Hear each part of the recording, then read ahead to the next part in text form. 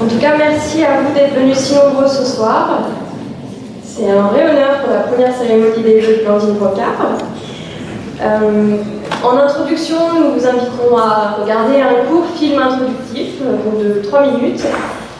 Et ensuite, Blandine prononcera ses vœux pour la nouvelle année 2018. Merci.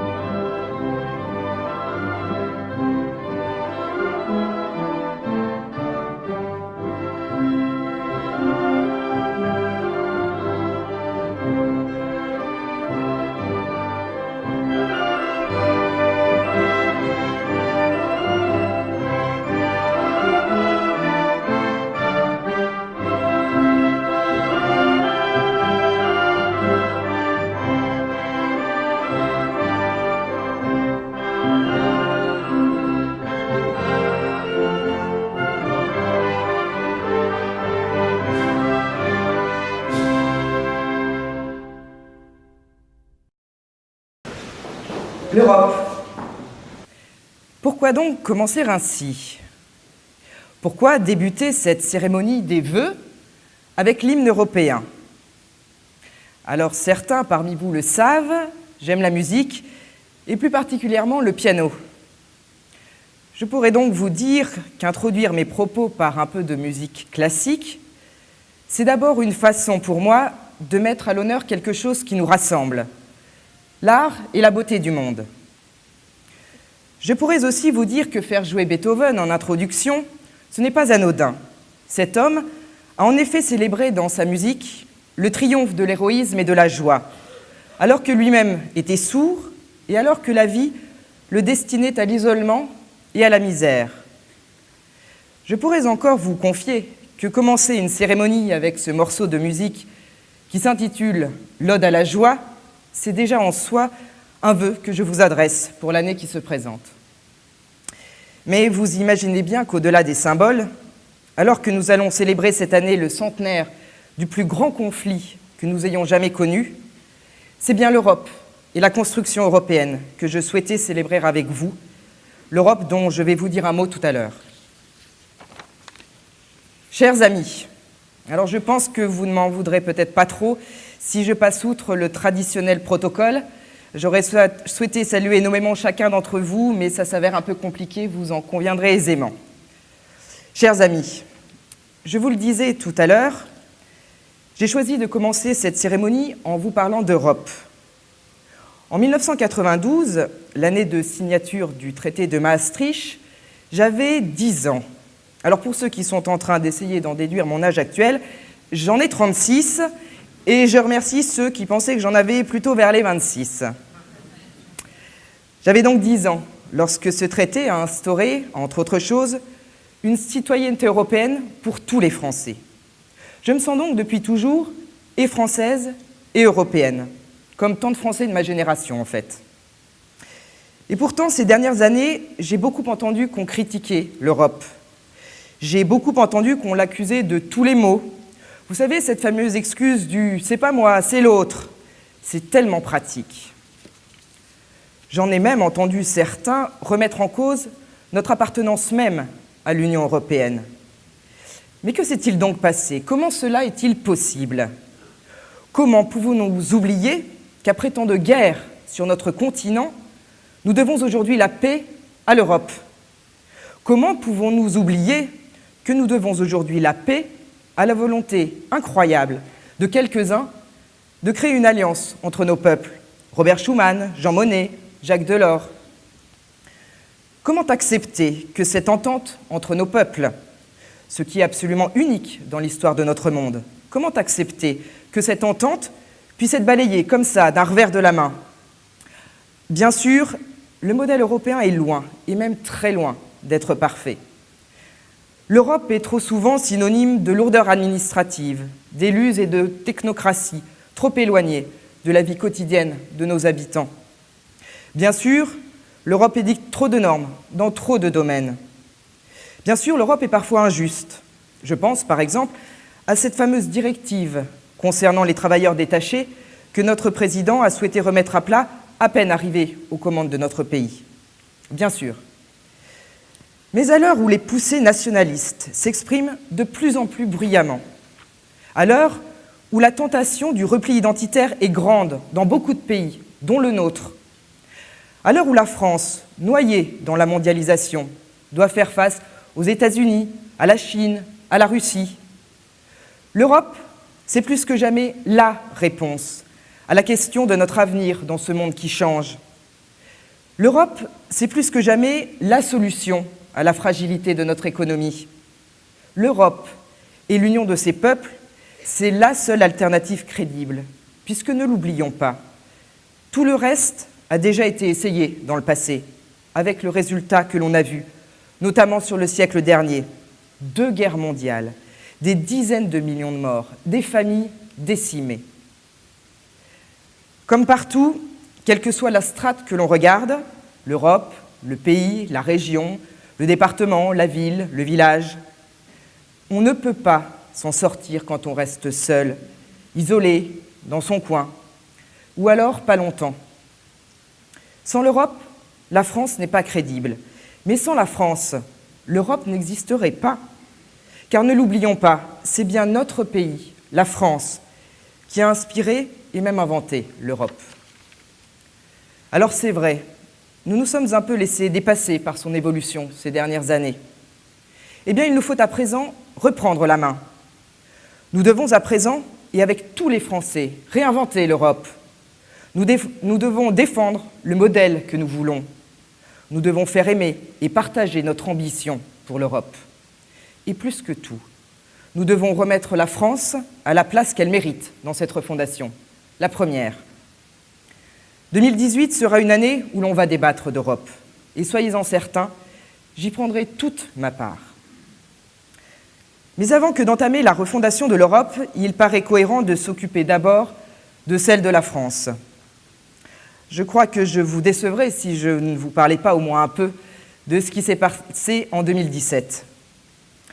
Cette année a bouleversé tous les codes de la politique dans notre pays. Les Français ont choisi d'accorder leur confiance à un jeune homme de 39 ans, jamais élu par le passé, rentré en politique depuis très peu de temps, créateur d'un mouvement nouveau, mais sans parti pour le soutenir, bien au contraire. Et loin de le regretter, les Français lui ont très largement renouvelé leur confiance, un mois plus tard, en lui donnant une majorité forte pour lui permettre de mettre en œuvre ses idées.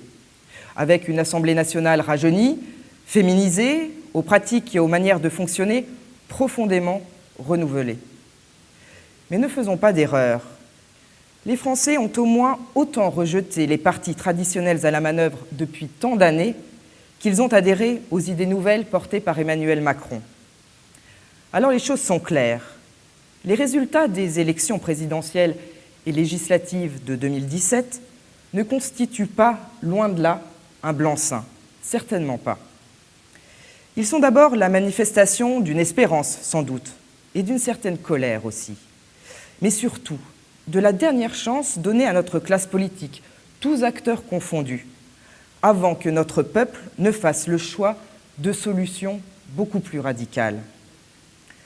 Le gouvernement et l'Assemblée parlementaire se sont donc très vite mis au travail. Un gouvernement pluriel composé de gens de droite, de gauche, du centre, et un gouvernement dont probablement peu d'entre nous ce soir seraient capables de citer les noms de ces différents ministres et secrétaires d'État, tant les nouveaux venus en politique y sont nombreux. Et les premières mesures n'ont pas tardé dans tous les domaines. Moralisation de la vie publique, réforme du Code du travail, loi sur la sécurité intérieure, disparition annoncée de la taxe d'habitation, mesures sur le pouvoir d'achat, dédoublement des classes de CP dans les zones prioritaires, retour enfin de la dictée quotidienne dans les écoles élémentaires, disparition des tirages au sort dans les universités, et j'en passe. C'est peu dire qu'en 6 mois de temps, des réformes importantes et sensibles ont été menées. Et pourtant, l'avez-vous remarqué, sans que les Français ne descendent massivement dans la rue, sans que notre peuple, pourtant réputé ingouvernable, ne s'y oppose par des contestations et des manifestations qui bloquent la vie de notre pays. Alors pourquoi ? Je crois qu'il y a plusieurs raisons à cela. Tout d'abord, comme le souligne l'étude menée il y a 15 jours à peine par la Fondation Jean Jaurès, le rapport des Français à la démocratie a complètement changé en quelques mois à peine. Jugez par vous-même. Prenez les citoyens les plus jeunes, ceux qui ont entre 18 et 24 ans. Fin 2016, ils étaient 26% à considérer que la démocratie fonctionnait bien. 26%. Fin 2017, ils sont passés à 61%. Une progression incroyable de 35 points en un an. Et c'est pareil pour leurs aînés, et c'est pareil quelle que soit la classe sociale à laquelle on s'adresse. 19 points de plus pour les catégories populaires, 11 points de plus pour les catégories aisées. Du côté des électeurs d'Emmanuel Macron, 80% d'entre eux sont satisfaits du fonctionnement de la démocratie. Cela n'étonnera personne. Sauf que c'est aussi le cas pour 66% des électeurs de François Fillon. Et c'est aussi le cas pour 64% des électeurs de Benoît Hamon. Et même pour 48% des électeurs de Jean-Luc Mélenchon. C'est du jamais vu, tout simplement. Une autre raison qui peut expliquer la relative facilité avec laquelle des réformes importantes sont mises en œuvre sans que notre pays soit pour autant bloqué, c'est peut-être ce que certains médias ont appelé la méthode Macron, mais qui pour moi relève tout simplement du bon sens. Cesser d'opposer le capital et le travail. Affirmer que oui, on a besoin d'attirer et de récompenser ceux qui prennent des risques en investissant leur argent dans notre économie. Mais également que oui, il nous faut aussi protéger ceux qui entreprennent, redonner du pouvoir d'achat à ceux qui travaillent et, en même temps, tendre la main et accompagner nos compatriotes en situation de fragilité. Ce fameux « en même temps » qui résume à lui seul la nécessité de ne pas chercher en permanence, et sur tous les sujets, ce qui nous oppose, mais bien de prendre des décisions et de mener des politiques justes, équilibrées et qui nous rassemblent. Pour une fois, les observateurs sont d'accord, l'année 2017 sera une année charnière dans l'histoire politique. Il y aura bien un avant et un après 2017. En ce qui me concerne, en juin 2017, vous m'avez élu à la fonction de député de notre 5e circonscription du Rhône. Je l'ai dit à nombre d'entre vous et je le redis ce soir. J'ai été honoré de la confiance que vous m'avez apportée. Je tâche et je tâcherai tout au long de mon mandat d'en être digne et d'agir avec détermination, avec et au service de tous. J'ai bien dit avec et au service de tous. Je finis la semaine prochaine la tournée des 25 communes que j'ai entamée en novembre dernier. Une tournée au cours de laquelle j'ai pu interroger chaque maire sur sa vision des dossiers de sa commune et des problématiques de notre territoire.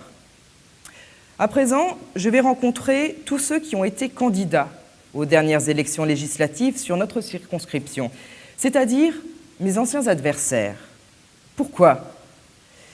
Parce que ces hommes et ces femmes ont su réunir autour de leur nom et de leur programme un certain nombre de voix pendant les dernières élections. Chacun d'entre eux représente une partie des habitants de notre territoire. Et il est donc parfaitement normal, à mes yeux, que je les entende et qu'ils puissent aussi me dire leur vision des difficultés et l'avenir de notre territoire, s'ils le souhaitent, bien sûr. En ce qui me concerne, je leur ferai cette proposition. Écouter chaque opinion, entendre tous les arguments, débattre sans a priori ni dogmatisme, avec le souci constant de bien comprendre toutes les facettes d'un problème. C'est ainsi que l'on prend des décisions justes, équilibrées et non partisanes. C'est ce qui, localement, nous permettra d'avancer ensemble, quels que soient les dossiers, pour le développement harmonieux de notre territoire et pour le bien-être des habitants qui y vivent. Notre territoire, justement. Il est magnifique, notre territoire, lové entre la Saône, les Monts d'Or, entre Caluire, la Zergue. Nous sommes bien conscients de la chance que nous avons d'y vivre, de cette qualité de vie qu'il nous offre et que beaucoup nous envient. Ce territoire d'exception, il attire, c'est une chance. C'est le signe qu'il offre des atouts qui sont recherchés et qu'il nous faut préserver tout en le développant. Mesdames et messieurs les maires, et vous, leurs adjoints et leurs conseillers municipaux, c'est d'abord grâce à vous que ce territoire se développe. C'est vous qui êtes au plus près des habitants. C'est vous qui faites le présent de ce territoire et qui préparez son avenir.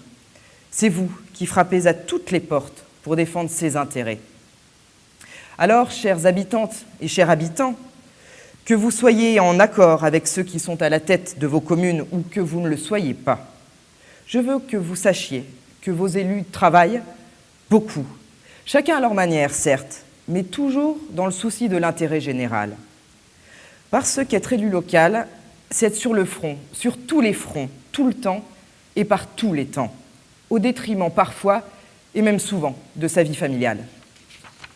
J'ai déjà eu l'occasion de vous le dire et je tiens ici à vous le répéter. Soyez assurés, chers élus, de mon écoute attentive, de mon engagement constant et fidèle à vos côtés, pour vos communes, pour leurs habitants et pour notre territoire.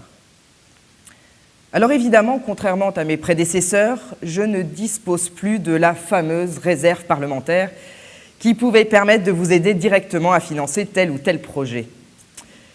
Et vous le savez, mesdames et messieurs, l'argent public se fait rare. Nous avons donc le devoir de l'utiliser avec justesse et parcimonie.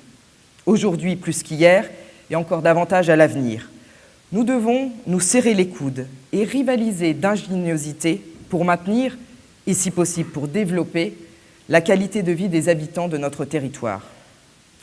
Par le passé, dans nos villes et dans nos villages de France, on a longtemps pensé que la cohésion entre les habitants passait par l'union contre ceux d'en face. Et longtemps, cela a fonctionné. Souvenez-vous de la guerre des boutons. Elle illustre parfaitement mon propos.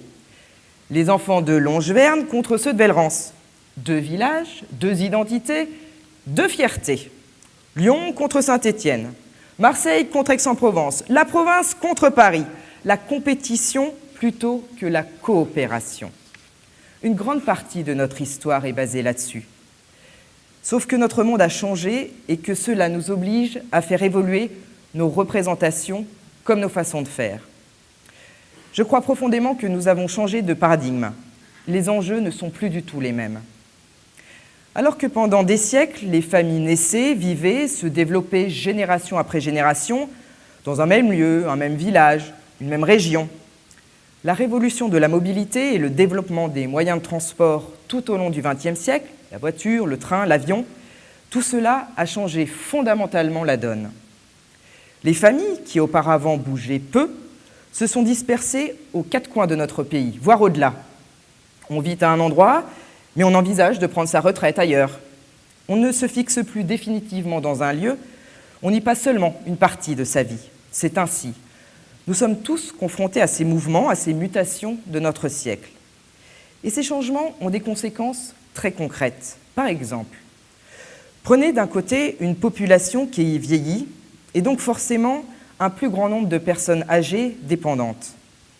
Conjuguez ce phénomène à l'éparpillement géographique des familles. Vous comprendrez alors mieux pourquoi les communes sont de plus en plus confrontées à l'isolement des personnes âgées et pourquoi elles doivent trouver des solutions à ce problème de notre temps.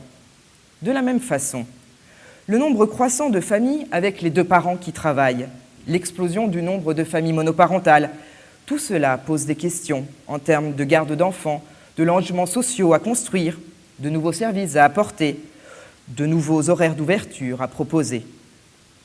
Face à ces mutations de notre société, les hommes et les femmes politiques ont le devoir d'anticiper leurs conséquences pour mieux accompagner les changements nécessaires. Mais ces questions, ces réponses à trouver, faut-il les traiter, les réfléchir, les mettre en œuvre, seuls ou à plusieurs ? Une commune pourra de moins en moins apporter seule tous les services et toutes les infrastructures nécessaires au bien-être de ses habitants. Elle devra au contraire mutualiser toujours plus avec là ou les communes voisines. Nous devrons, sur notre territoire, rassembler toujours davantage autour de projets communs, une crèche, une navette intercommunale, des échanges de livres entre bibliothèques, une police municipale partagée ou encore un stade co-géré. Envisager à plusieurs ce qu'on pourrait difficilement faire seul, s'unir pour être plus fort. C'est bien là tout le sens de la mutualisation et de l'intercommunalité. Je suis convaincue que sur notre territoire, au niveau local comme au niveau national ou européen, les grandes réussites de demain passeront davantage par le développement de nos coopérations plutôt que par les compétitions et les aventures en solitaire. Les communautés de communes et la métropole de Lyon, bien sûr, en sont un parfait exemple. Chaque commune peut y conserver son identité, afficher ses spécificités, mais aussi s'appuyer sur une entité plus puissante pour partager des moyens, des outils, des expériences et être ainsi meilleure. La métropole de Lyon est un très bel exemple dans lequel les communes et le conseil de la métropole travaillent ensemble, main dans la main, pour faire progresser notre territoire. Ils le font naturellement parce que toutes les communes sont aujourd'hui autour de la table du conseil de la métropole. Mais il risque d'y avoir un gros problème en 2020. Si la loi reste en l'état actuel des choses, vous risquez, vous les habitants, d'avoir une très mauvaise surprise en 2020. Lors des prochaines élections métropolitaines, qui se passeront en même temps que les élections municipales, le nouveau système imposé par la loi dite MAPTAM pourrait de fait exclure de très nombreux maires de la future gouvernance de la métropole de Lyon. Et est-ce que vous trouvez normal que vos communes, qui ont créé la Courlille il y a 50 ans, puis qui ont bâti le Grand Lyon, qui ont élaboré la métropole, est-ce que vous trouvez normal que vos communes soient exclues de sa gouvernance en 2020 ? Moi, non. Et est-ce que vous trouvez logique que le maire, cité par toutes les enquêtes comme l'élu préféré des Français, ne puisse plus défendre les intérêts de sa commune à la métropole ? Moi, non. Serait-il même concevable qu'une commune puisse être représentée à la métropole par un membre de l'opposition battu aux élections municipales ? Moi, non. La métropole de Lyon, c'est d'abord un collectif de communes, une collectivité puissante dont le statut est unique en France. Si l'on veut qu'elle soit demain un modèle qui donne envie, qui suscite d'autres initiatives partout en France, nous devons chercher et trouver, avec le gouvernement et le ministre de l'Intérieur, une solution acceptable pour que le bon sens reprenne toute sa place.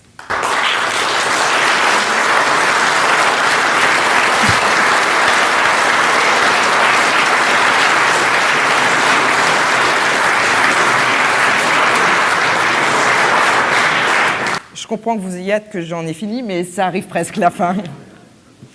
Donc c'est pourquoi j'ai interpellé M. Gérard Collomb, ministre de l'Intérieur, à ce sujet. Et c'est aussi la raison pour laquelle j'ai déposé à ce propos une question écrite au gouvernement. Me voici donc à la conclusion de ce discours. Lors de ses vœux aux Français, le 31 décembre dernier, notre président de la République a appelé chacun à se demander ce qu'il pouvait faire pour notre pays, tout en rappelant que chacun peut beaucoup. Tout au long de mon propos, j'ai souhaité vous dire, j'ai souhaité vous convaincre que notre territoire, comme notre pays, a besoin de rassembler toutes les énergies, toutes les bonnes volontés pour faire face aux défis qui sont les nôtres. J'ai tenté de vous dire que nous devions savoir passer outre nos différences, nos frontières administratives, nos étiquettes politiques, pour agir côte à côte plutôt que face à face. Chacune et chacun d'entre nous, par le temps qu'il consacre aux autres, par le travail qu'il fournit au quotidien, par la main qu'il tend à son voisin, chacun et chacune d'entre nous, nous avons un rôle à jouer pour que la vie soit plus belle sur notre territoire. Habitants et bénévoles, commerçants et entrepreneurs, services publics et élus, nous devons tous partager cette ambition. Nous avons tous notre pierre à apporter pour la réussite de ce territoire exceptionnel. Je vous souhaite donc, pour chacune et chacun d'entre vous, une année pleine d'engagement, une année pleine d'envie, une année pleine de belles surprises, de joie de vivre, de moments de partage, avec les vôtres, avec vos proches, avec ceux qui vous entourent au quotidien, avec ceux que vous aimez et qui vous aiment en retour. Je vous souhaite une excellente année à tous.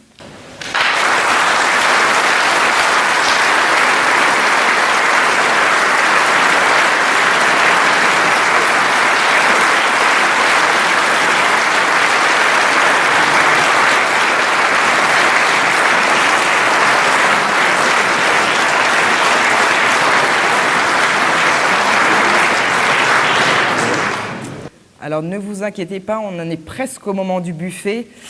Mais avant, je vais demander à mon suppléant, cher Philippe Bernier, et à tous les maires, ainsi qu'à leurs représentants, de bien vouloir me rejoindre sur scène, où je me sens pour l'instant un peu seule, afin que nous puissions entonner ensemble, naturellement, notre hymne national.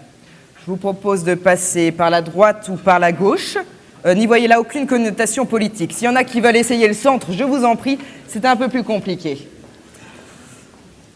Alors, pendant que tout le monde s'installe, mes derniers mots.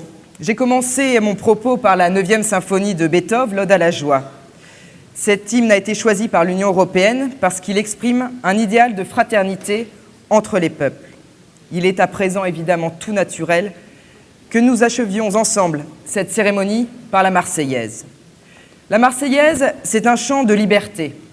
C'est un chant qui a largement dépassé les frontières de notre pays, puisqu'il a été chanté à de multiples reprises de par le monde par des peuples qui réclamaient davantage de liberté et de respect des droits de l'homme. C'est donc avec solennité que je vous demande, s'il vous plaît à tous, de bien vouloir vous lever afin que nous puissions la chanter ensemble.